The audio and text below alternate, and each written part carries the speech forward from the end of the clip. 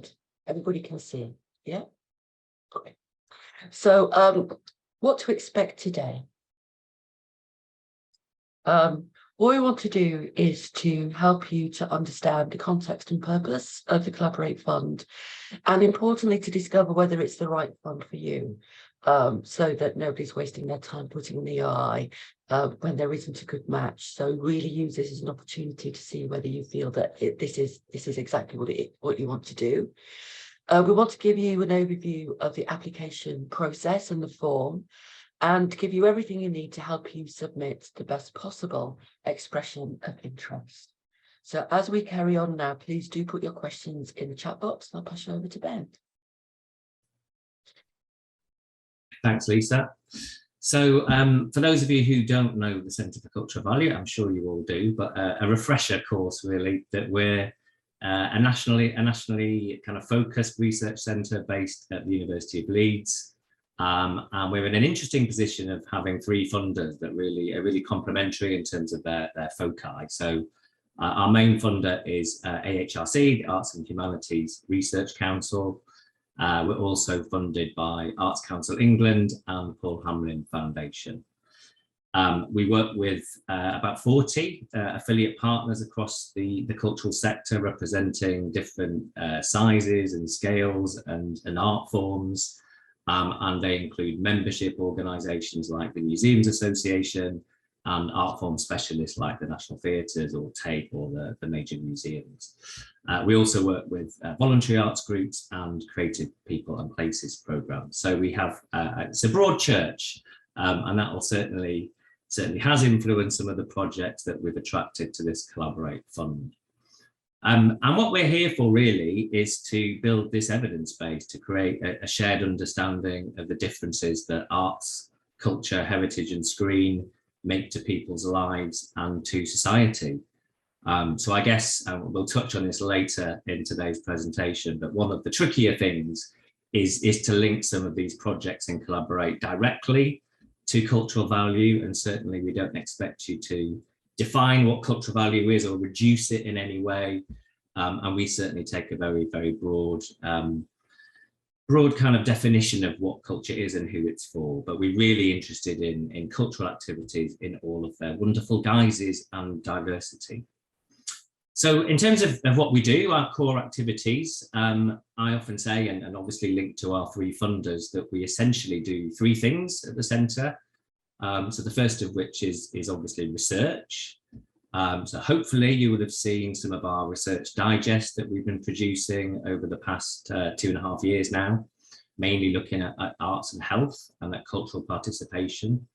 So our job really is to bring predominantly academic research from behind that paywall and make it interesting and bite-sized and accessible and engaging for cultural sector workers, for freelancers, for policymakers and funders. So really, again, trying to pick out what we know and highlight areas where we know a bit less.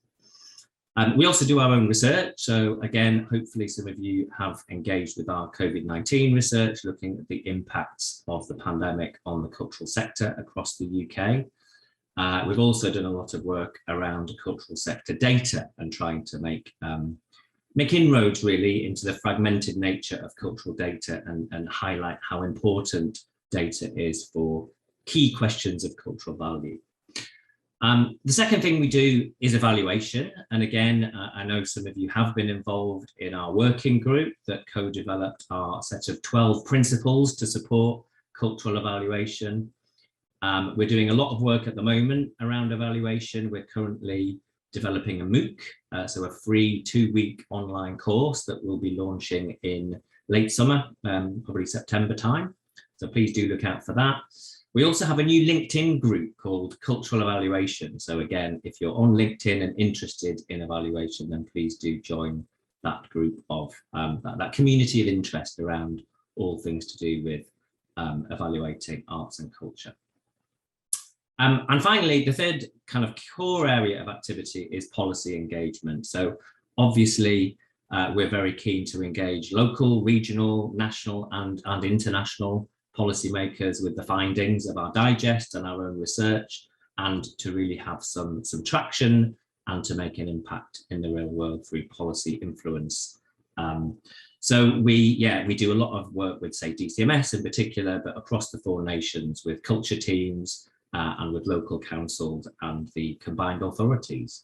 So if you want to know any more about any of those, please do get in touch and or ask me at the end in the Q&A. And I'm going to hand back to Lisa to talk a bit more in depth about the Collaborate Fund.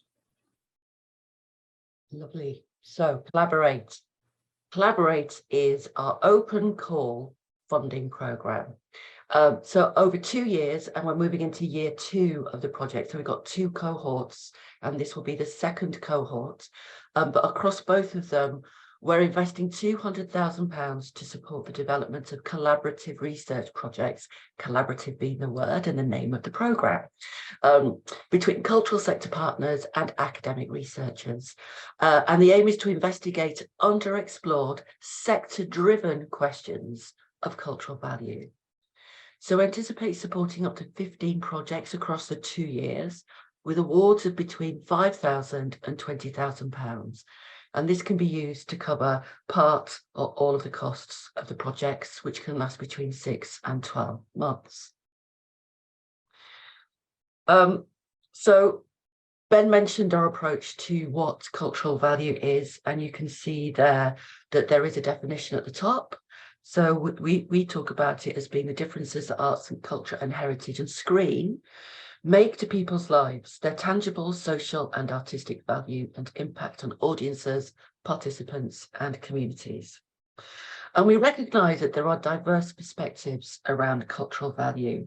So this is why we produced our own definition, so that those who are interested in applying know where we're coming from. But we're also interested in exploring the question of on whose terms that value is experienced and acknowledged.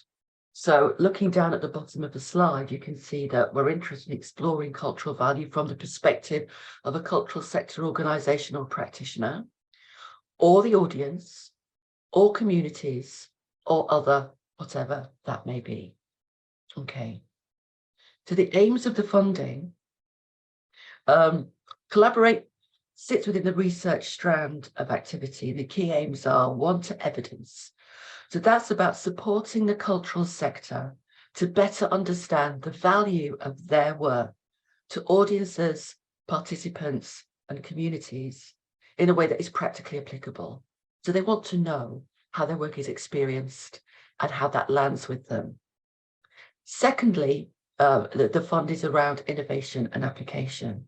So for the cultural sector, this is about developing their research skills. For researchers, it's an opportunity to develop emerging research methodologies, not limited to the fields of arts and humanities, or for the application of proven methodologies in new contexts. What we don't want is proven methodologies in a proven context. This is about new, innovative ways of applying research. And for both, we want to create spaces for academics and research and practitioners rather to share ideas, experiment and open up new ways of thinking around the research. And finally, as a result of everything that comes up, we want to amplify the impact of the work the Collaborate Fund is doing. So we want to inform funders and share best practice about collaborative research partnerships. And we hope that the programme will generate a legacy of ongoing partnerships or programmes of activity that continue to develop beyond the life of the project. So I just want to give you a very quick heads up on some of the research models that we have. So there's 3 different projects that we're currently funding in cohort 1. We're funding a total of 5. So there are 2 ways that we can do this. Well, there's more than 2 ways, but I'm going to show you 2 in the beginning. So for the beauty project, you'll see that we have a lead academic, Dr. Rox Middleton, and she has no dedicated project researcher. Okay, so she's delivering all of the research. And it's important to state at this point that the funds are not for paying salaried lead researchers. So the lead researchers who are giving up most of their time for the project are doing it in their own time. With the second one, making with and researching with, you'll see that Matthew Reason has actually employed a dedicated projects researcher. And in other cases as well, we've got postdoctoral and early career researchers delivering a lot of the actual hands-on research under the auspices of the lead researcher. And we're able to contribute to pay these postdoctorates and emergent or early career researchers for their time as part of the project. And then in the final one, we have Natasha Radcliffe, who is giving her time in kind to the programme. But then Crafts Council are also employing what they're calling community partners and paying them to deliver the living labs, which are a key element of the research. So there's different ways of organising the research models. Ben, this is you. It is me, thank you. So moving on from that and thinking about eligibility, I mean, not hugely complicated. Hopefully this is all pretty obvious and straightforward. But first of all, again, due to the terms of our funding, really, academics need to be based in the UK or Ireland. For the reasons Lisa said, really, I mean, sadly, we can't fund certainly FEC academic time on this, partly because that would eat up all of the fund and we want it to go on project delivery and development, and partly because the funders were pretty adamant that we couldn't really redirect more funding through to universities from a university. So the funding goes to cultural organisations who then can pay for research time, as Lisa's just said. So for that reason, you know, lead academics do need to be employed currently at a UK or Irish university or HEI. So, you know, the work is paid through their own research time. We're looking for academics, obviously, who are keen to initiate a new research project. Again, as Lisa said, just to kind of reiterate this focus on things that will add to the evidence base, things that are a little bit risky, a little bit pioneering, something we haven't seen before or something we have seen before, but in a new context. So this idea of innovation and novelty is certainly something that will make, that do make strong applications stand out. And then equally important is, of course, the ethos of being demonstrably keen to engage in collaborative research. So it certainly isn't a question of, you know, coming with your own predetermined project and kind of imposing that on a cultural organisation. It's very much about responding to one of the projects we've shortlisted and then engaging in the co-design for the research related to that specific project. So this idea of, you know, of partnership and collaborative research is absolutely fundamental to this whole fund. And then in terms of a kind of individual eligibility, we do ask for a PhD or similar experience, by which we mean being able to evidence leadership of an independent project equivalent to a PhD, or, you know, 3, 4, 5 years of conducting independent research in a similar-ish context. So it's not absolutely vital that you have the PhD itself. And secondly, an active research interest or expertise in an area related to cultural value. And as you can probably see from the last slide, that is very broadly defined. It might be, in case of this year's cohort, it could be physics, it could be, you know, civil engineering, if you're looking at, say, acoustics, for example. So again, we're very keen not to limit that to arts and humanities scholars, but to attract people from all walks of academic life.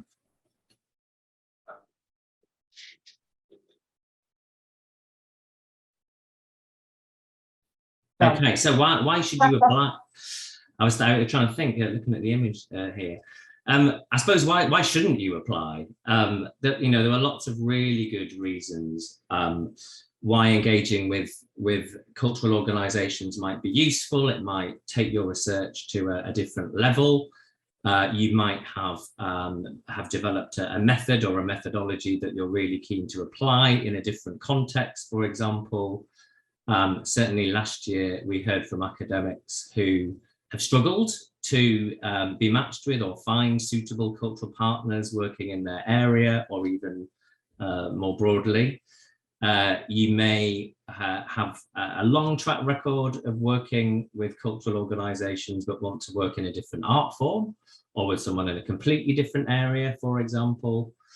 There are clearly lots of examples of how this might develop your ref impact and lead to some really positive, tangible change. It might be just looking at things in a very different way, and you might not have done a lot of collaborative research before, and you're very keen to work with cultural practitioners who are engaged in kind of real world inquiries with their audiences.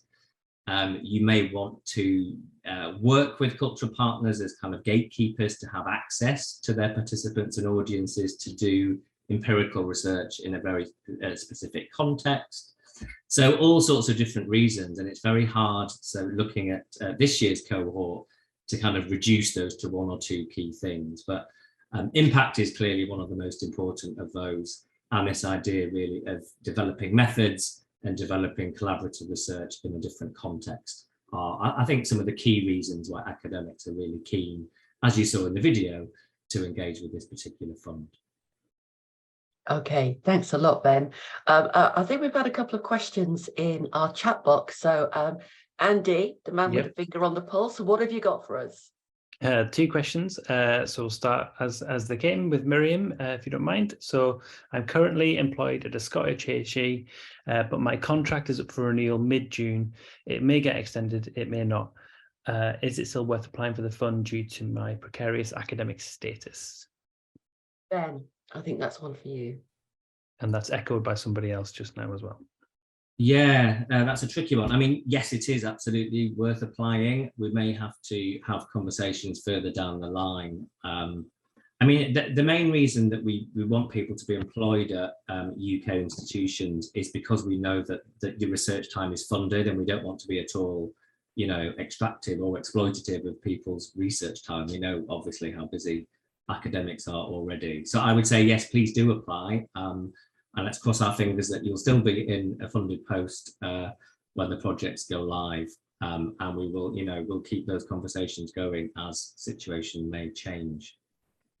I think that's got like 5 additional thumbs up. So there's a number of people on the call today are in that position. So sure, that's really helpful advice. Simon Hackett has asked, are the cultural sector project partners that academics will be matched with funded from the grant, the 20,000, or are they funded separately? So yeah, so the money for these projects goes to the cultural partner. So normally the organisations are funded. There might be NPOs, there might be project funded. So we're not funding any core costs, if that's the question.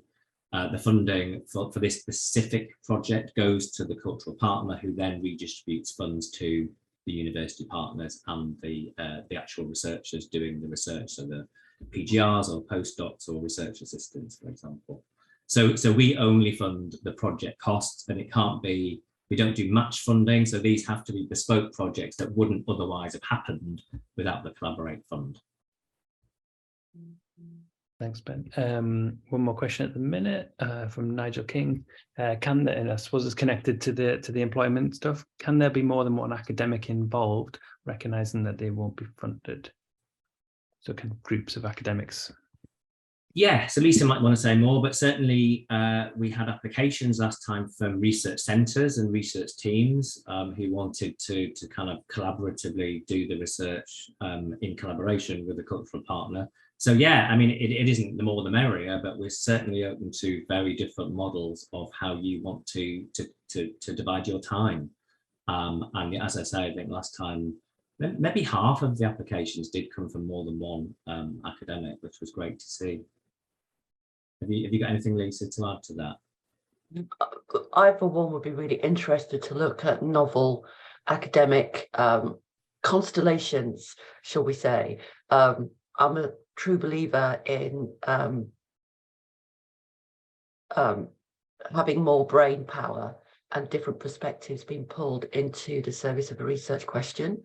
So it could be that there is so for example, with the beauty project, we have got a philosopher and a material scientist working together with our cultural sector partner, which is just glorious. It just makes me want to grow wings and fly, because it's such a beautiful sort of bringing together of things that you wouldn't ordinarily put together. So yes, the answer is yes, you can.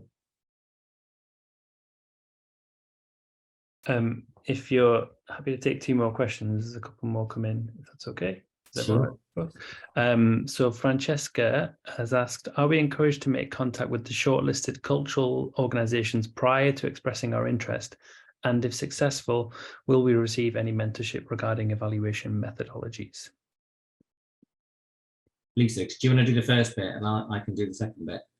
Yeah, I would suggest that you don't contact the academic partners, mainly because we go through quite a rigorous system of matchmaking.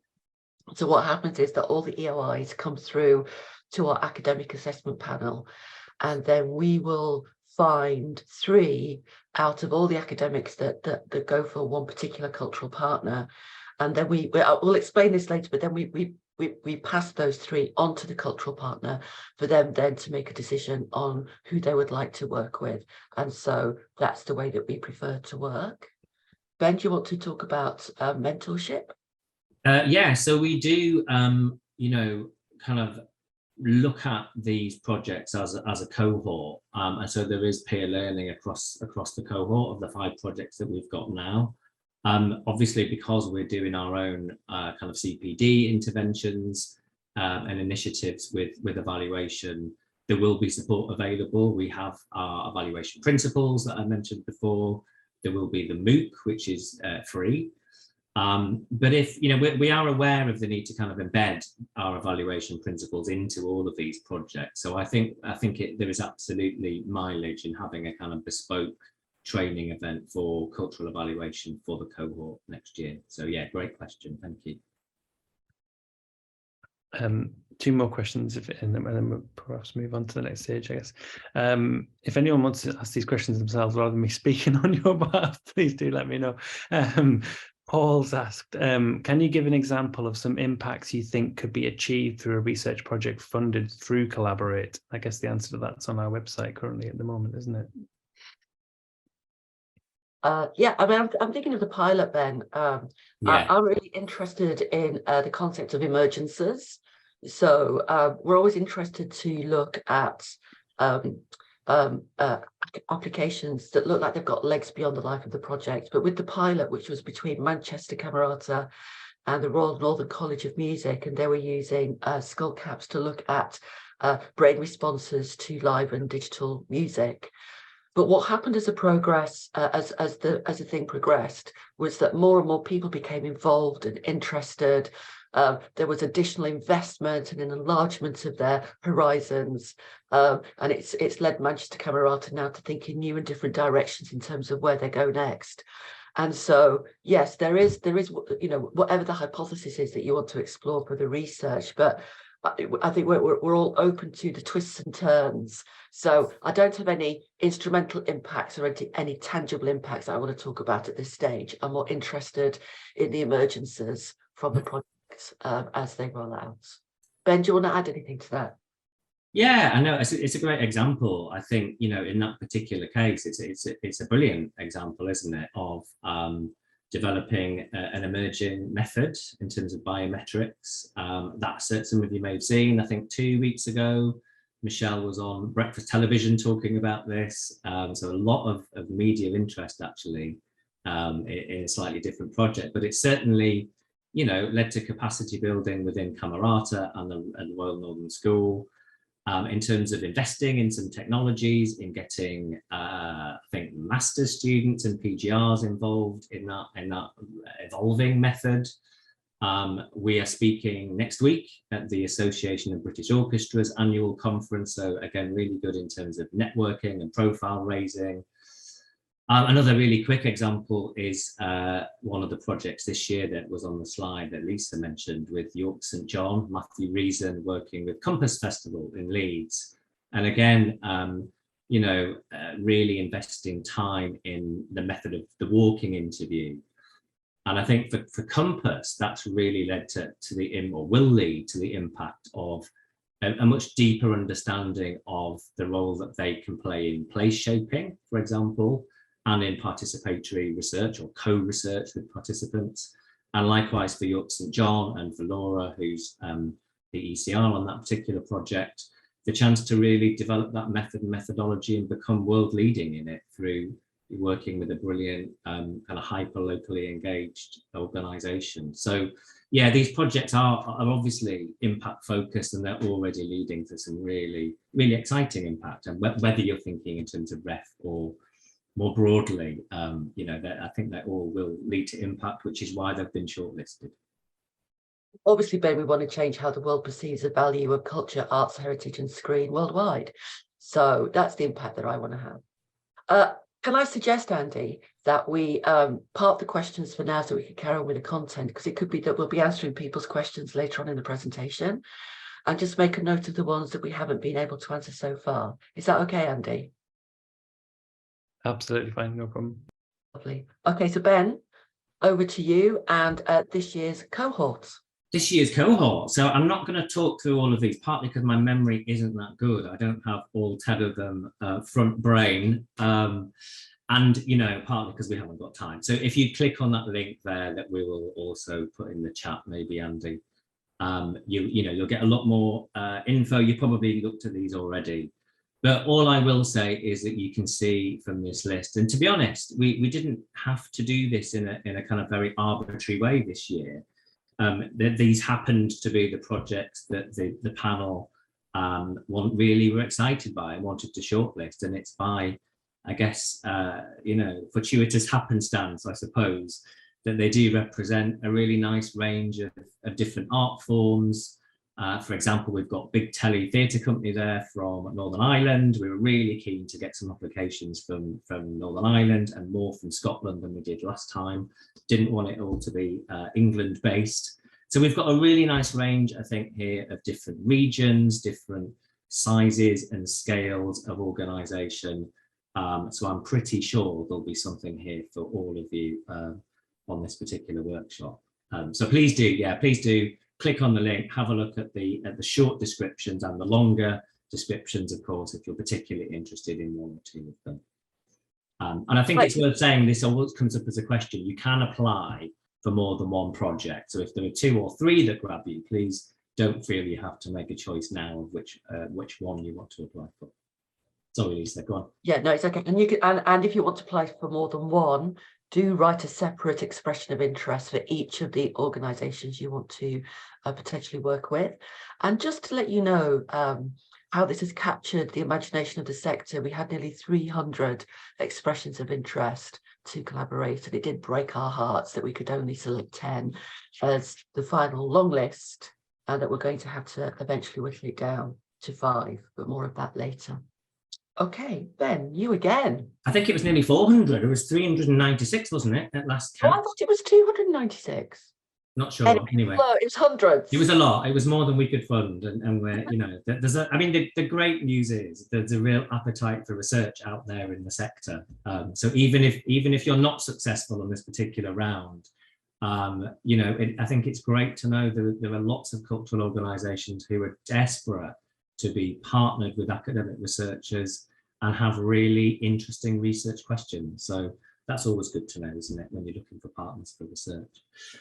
Okay, so how else can we help you prepare? I mean, again, hopefully you've had a chance to have a look at some of our resources already on the website.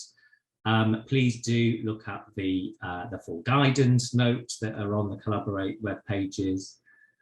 There's a lot of hopefully very useful FAQs which we have updated based on this year's cohort, and of course on the back of the pilot we did with, or we're still doing really, with Camerata and then the Royal Northern School. If you look at your application page where the link was before, you'll get a lot more information on those 10 shortlisted projects and a very handy link to the application form. Which is very light touch. You know, we deliberately didn't want this to be anything like UKRI or even Arts Council. It is, you know, it's a pretty simple form, and we'll go through after the break exactly what we're looking for and how we make those decisions of, what are the shortlisted academics and the strong proposals.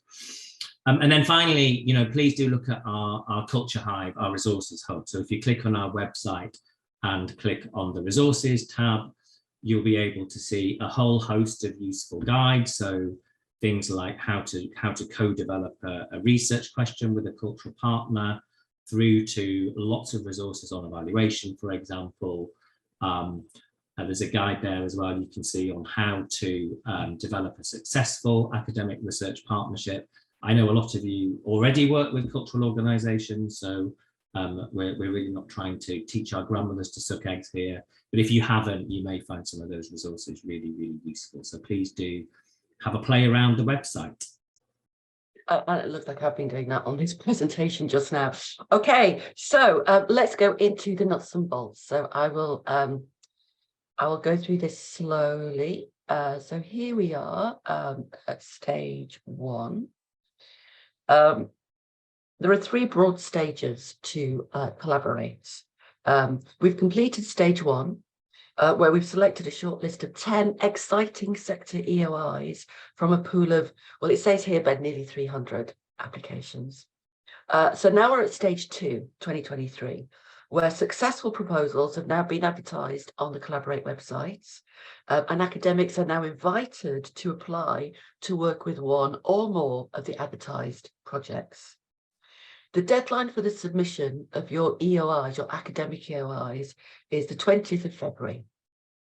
Then we've got an assessment panel who will review all the submitted academic expressions of interest and draw up a short list of 3 expressions, or 3 academics, well, yeah, 3 different expressions, which would potentially be a strong match for the project. Okay with me so far? Next. In the final, oh my God, let me just change the page. There we go. In the final stage, we will introduce each sector applicant to the 3 potential academic partners, and they will then select the one that they want to work with. And what we do at this stage is we encourage the cultural sector partner to get in touch with each of the academic partners, because it's not just about the EOI, it's relational. How do you get on? Do you have the same mojo? Do you feel that you could collaborate with them? How does this feel to you? So it's really important that, they get a chance to speak to all of you. And then they will select the one that they want to work with. And then if everybody goes, "Woo, yes, we want to do that," together, the successful academic applicants will be paired with their cultural sector applicants to develop a detailed research question, methodology, and joint application. And we want this to be truly collaborative, and not one person writes one section or one person writes another section. It's something that you need to make together so that you both truly own it. We don't have the exact dates yet for when the window for developing the application, but you will have 8 weeks to do it. So there's plenty of time for you to get together and to look at them. So then we will have 10 completed applications for Collaborate, which we will then whittle down to 5. Okay, and the winning application, a minimum of 5, sorry, it's a minimum of 5, depending on how much everybody's asking for. So far, most organisations have gone for the full 20, but if we have 2 organisations that go for less, then we may be able to fund more than 5 applications. Okay, so let's move on to the next one, which is making your expression of interest. So what I'm going to do is to give you some guidance on what we're looking for in your expression of interest. So please use this next few minutes as an opportunity to clarify your thinking, put your questions in the chat box. Remember, there's no time to answer them all in the next 20 minutes. We have got an extra half an hour. We'll have a 5-minute break at 3 o'clock, and then an extra half an hour to answer your questions, and we'll try and answer as many as we can. So what will you bring to the party? Oh, Ben, this is you. And Ben? Yes, so the first thing obviously is to make explicit that link between your own research interests and one or more of the selected projects. So I think probably the key thing that we're looking for is that natural fit or the natural match and certainly not, any signs of people trying to shoehorn their research into one of the projects where there isn't that natural fit. So the idea of kind of bringing something new to the party whilst also absolutely addressing the kind of research interests of the cultural partner. So just really being able to by referring to your previous research, to your research interest with some examples, maybe really highlighting that strategic fit or focus. The second thing is that bigger question, really, I suppose, linked to the question of impact, of how the research might add value to the cultural sector. And I guess this is where some of the applications last year fell down, when it felt that they were a little bit inward looking, or the benefits would incur pretty much to the researcher or to the cultural organisation, without really that kind of more meta focus on what use will it be outside your two respective organisations. So what is the added value and benefit to the cultural sector? And can you explain, or obviously this is going to be looking at potential, but what is the potential for your research to make a difference beyond the confines of the organisations involved, which I know isn't easy, but it is really important to us. And then the third element here is just being able to outline the benefits you see in the project for yourselves, for your research, and for impact. So, for example, how might it develop your research profile and trajectory? Depending on your career stage, it may be a little bit of a new but natural kind of venture for you. You may not have engaged much in kind of applied research or impact-driven research before. So explaining really how it fits into your career professional development. Secondly is identifying the gap. I guess we're all trained to do this as academics. Sorry, Robin, could you just, Lisa, go back to the slide before? Sorry. All right. Trigger happy. This idea of identifying gaps. Why is there a need for this research? So going back to the example of biometric methods, for example, very little application of that in the arts and cultural sector. So clear evidencing of need and gap that needs to be filled. I was what's a question from Harriet that I think would be good to answer straight away, where she says, can we define cultural sector in this context? It's like trying to define a woolly thing on a woolly planet in a woolly universe, isn't it? Yeah, it is. I suppose the first thing would be to be guided by the actual project that you're responding to and their art form. We say arts, heritage, culture, screen, so it does cover a multitude of sins, but you can probably see by the 10 projects that they do tend to align with the kinds of things that the Arts Council might and do fund, and all other arts funders. Craft, absolutely, street art, absolutely, skateboarding, we've had, all of these things we've had applications about in the past. So think broad, and certainly everyday creativity as well. We're not just thinking the professionally funded cultural sector, but cultural activity more broadly. Let's move on, Ben. Yeah, no, just finally, this idea of, is it emergent or original? Again, I don't want to labour the point, but it does help the application sing if it's something that's really pioneering and we haven't read before, we haven't encountered before, and we see there's a clear need for it. Yes, please do move on. So, what are you looking for in a cultural sector partner? There is a specific question. This is question 2 of the form, indeed. So what we're looking for really is a clear indication of the kind of partner that you'd like to work with. And again, this is really just to help us establish that there is a really neat fit between the two parties. So it might be around the qualities or values of the organisation, their propensity to take risks, or to go back to my compass example, it might be about organisations with a hyper-local focus, for example, or you might be very keen to work with small organisations that have a very close group of research participants, as in the case of Compass. So that kind of fit between the research and the values and nature and size and type of organisation.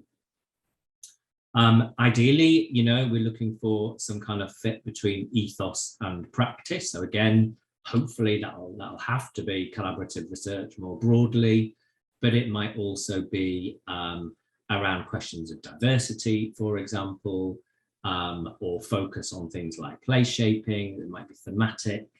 It might be methodological. It might be an organization who tends to do things at scale and does a lot of quantitative research around that, for example. And then thirdly, this idea of location. So this was very different 2 years ago when we last did this workshop for cohort 1, because for obvious reasons, we were in the middle of a pandemic.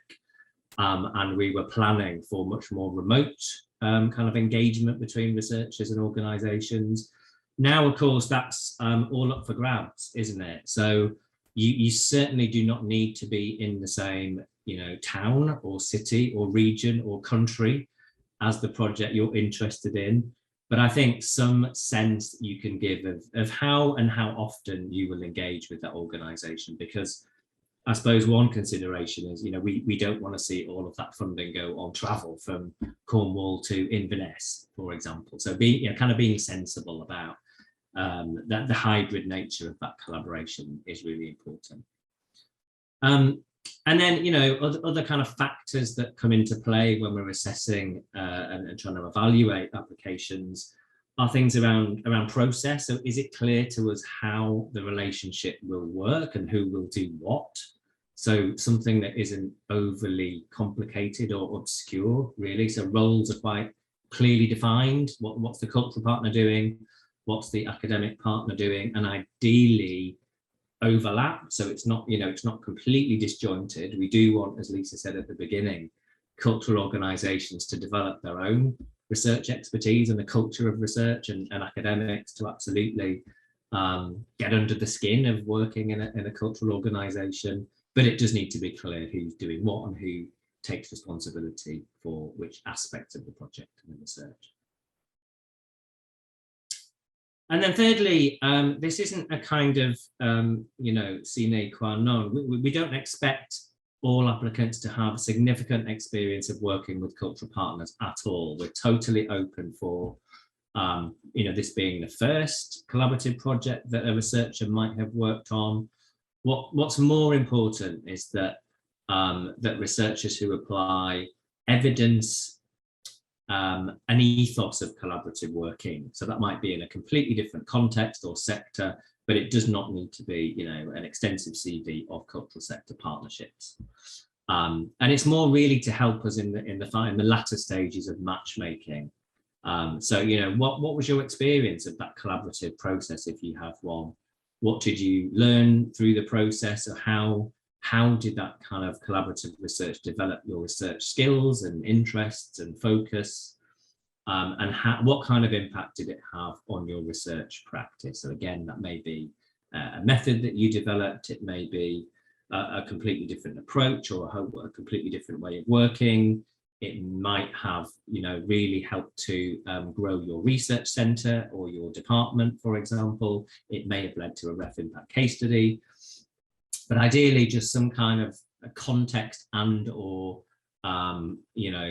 evidence really of the impact of collaborative working in the past and how that will set you up really well for collaborative working in the future. Sven, Wendy, have we had any questions? We do, yes. Apart from the one that you answered from Harriet, we've got two from Sebastian and Jocelyn. Have you got time to take those? All right. So Sebastian was from the earlier round of questions where we were talking about the funding, the project funding, and the sort of assignment to either party. And Sebastian, if you don't mind me reading it, I'm not sure I understand the answer to the question regarding the funding. Would the academics essentially apply to become project partners and then liaise with the partners already shortlisted about how the funding they receive would best be used, was his question. Go on, Lisa. How does it work? Yeah, can you bring up the rear bed? So basically, there's a certain amount of money that gets allocated to the cultural partner, and then the cultural partner and the academic partner work together to figure out how the money is going to be allocated. So what will happen is in the fact sheet for the application, there's very clear guidance around what the money will and will not cover. So, for example, it doesn't cover the finances for the lead academic, neither does it cover the creation of work for the artist. So we're very, very clear that it has to be about the research activity. Is there anything else you want to add, Ben? Can I, sorry to jump in, I'm the one asking the question. I'm just trying to get my head around practically how I would get my research office to process the application, because usually there's sort of a, usually I need to tell them what I'm applying for in a way, and I'm not sure at the moment. I'm wondering whether this is actually the kind of application that would need to go through the research office. It's a bit out of the usual sort of practice in terms of how grant applications would be processed internally. So that's why I'm slightly confused about how exactly it would work in practice. Yeah, no, I can take that one. So personally, and certainly at Leeds, I would contact your faculty or whatever research office and ask them how they categorize it. So some people may say this is more, contract research rather than obviously UKRI funding. But I think most of this year's cohort so that the cultural partners have collaborated with research offices on the finances, partly because there are questions of IP that research offices might want to get embroiled in, and generally do, as we all know.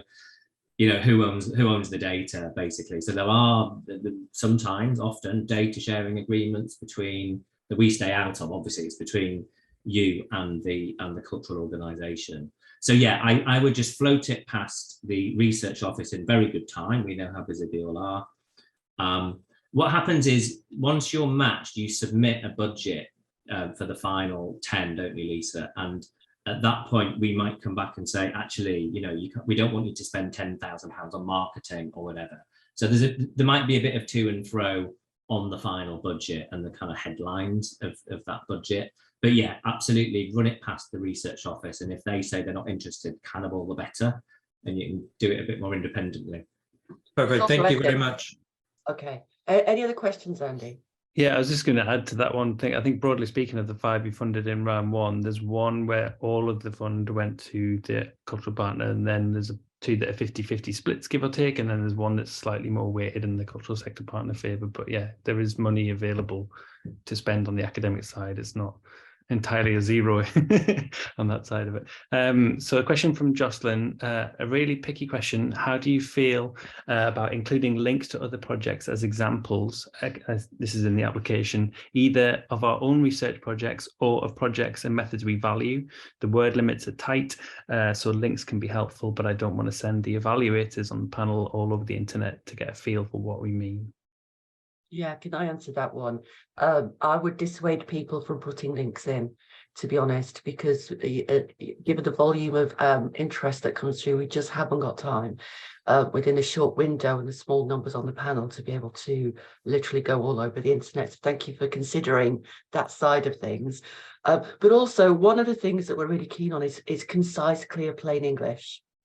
So you can answer this question very quickly, very concisely, and give us a real sense. We don't need to have lots and lots of detail about the research project. Anything else, Andy? Just one really quick question from you, Lynn. Can the expression of interest come from a team rather than an individual? And I think we answered that earlier on, that yes, it can come from a team. Yeah, we actively welcome applications from teams. It's great that we can, offer these kinds of projects to research centres and research teams. It's great that they're interested. So yes, please. Great. Okay, so let's move on to 4, Ben. Okay, so the longer term partnership. So this, I guess, is a bit of a tip and a heads up.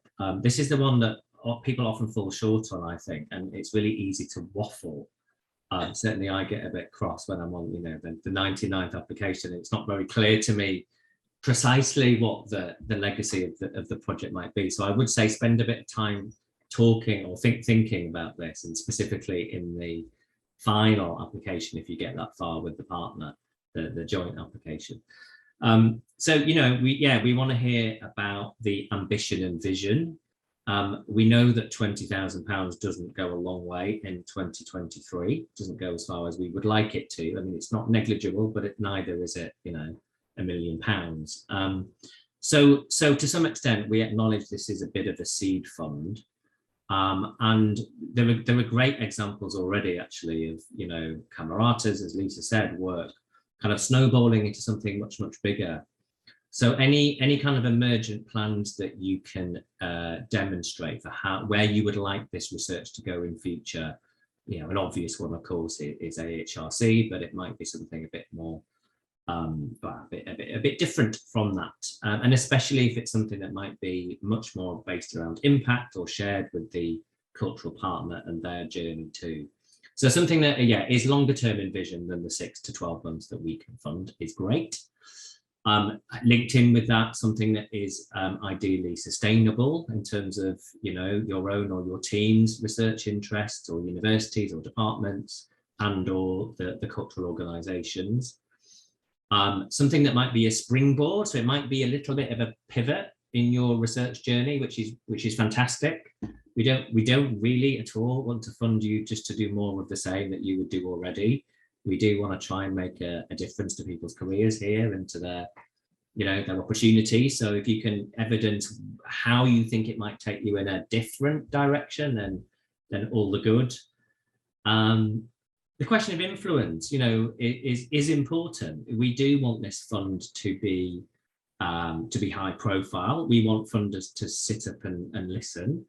As we've said, we've had nearly 300, apologies for exaggerating, nearly 300 applications. So, you know, one of the things we're arguing to the Arts Council is that there is a huge hunger for this in the sector that we can't even, I mean, we can address it, but that's all we can do is scratch the surface, really. So I suppose anything in the application that can really demonstrate how, you know, the research project will be high profile. It might be part of a national festival. You might have established media links. So all of those things will absolutely help to push your application up the pile. And then, yeah, proportionality, just making sure that it is achievable, and then you're not absolutely promising the world on £20,000. We need it to be realistic. We need it to be ethical in terms of, you know, the pay rate of researchers, for example, or PGRs. So something that can take place within the time frame is absolutely vital. So don't overpromise. I think that is in the culture of academics. I certainly am guilty of it, promising the moon on research leave applications. But yeah, please try not to do that, because that one of the criteria is the extent to which it is achievable in the time frame. Okay, thanks, Ben. And can I just say on that note of proportionality, you can really tell when you're reading an EOI and but people are clutching at straws, so, well, we can do this and we could do that and we're going to go here and there, and you go, it's not grounded in anything. So when you talk about, you know, your ambition, your vision and your springboard, really give us the chain of cause and effect of where it could go, rather than a list of things that might happen, because we want it to be rooted in some really solid thinking. Okay, so my turn. What will make your application stand out? So here are some top tips. First, obviously, that your EOI needs to be directly relevant to the cultural sector topic in question. You need to be able to answer their question around cultural value. Now, they won't have a fully formed research question. That's the job of when you're match made, of really collaborating and developing your research question. But basically their itch, what it is that they're trying to find out. You need to be able to scratch that itch, as it were. And you need to do it in a way that supports what they're looking for in an academic partner. So they will have written the kinds of academic partners that they're looking for. But remember that some of them won't have actually worked with an academic partner before, so they might not know. So make a case for what you've got also. So in that respect, you could put a very compelling case for a completely different approach. So again, going back to the beauty project, there is no way that the cultural sector partner said they wanted to work with a physicist and a philosopher. but that's what they ended up with because of the checks and balances that we put in. So please be happy to throw in curveballs. Secondly, we're looking for the quality and innovation of the research. So this has to be founded in absolute rigor. We need to look at ethical considerations. Some of the research may involve you working with vulnerable, disadvantaged or marginalized people or people with specific sensitivities. We're looking for approaches that have a degree of inventiveness, risk-taking in a proposed methodological approach or in the application of a methodological approach in a new context. Moving on to clarity of the research ideas, we want an approach that clearly looks to answer the question that the cultural sector partner is asking. We want it to be in plain language and jargon-free. Remember that the three that we choose to take to the cultural sector partners, if you write it in academic speak, it will be distancing and alienating for some. So one of the tenets of this whole program is that everything that is written has to be accessible, jargon-free, and written in plain English. And it will help them then to really better understand where you're coming from, rather than trying to figure out what ontological, phenomenological, and other things mean if they don't already know what they mean. So please do try and translate. Just remember who you're writing this for. You're not just writing it for us, you're also writing it for a cultural sector partner to choose you. We're looking at openness to collaborative working. So we don't want an expression of interest that has a fully formed methodology in it. That's a no-no. What we want is openness to working, to bringing what you've got, working with a cultural sector partner collaboratively to develop and co-develop a research methodology. So if you give us something that's already pinned down, we're not interested. No matter how interesting it is, what it says to us is you're not open to collaboration. You already know what you want to do. So no oven-ready approaches, please. So we're welcoming of new ideas and experiences, new networks, new ways of thinking, what opportunities for disruption or even discomfort might come from this work, and understanding, you know, some of the affordances that working in this way might bring. And we want to see evidence that you're open to learning from the process of the collaborative research programme and not just the findings from the research. And finally, commitment. We'd like to have some indication of how you might make time and space for this activity in your day-to-day work over 6 to 12 months.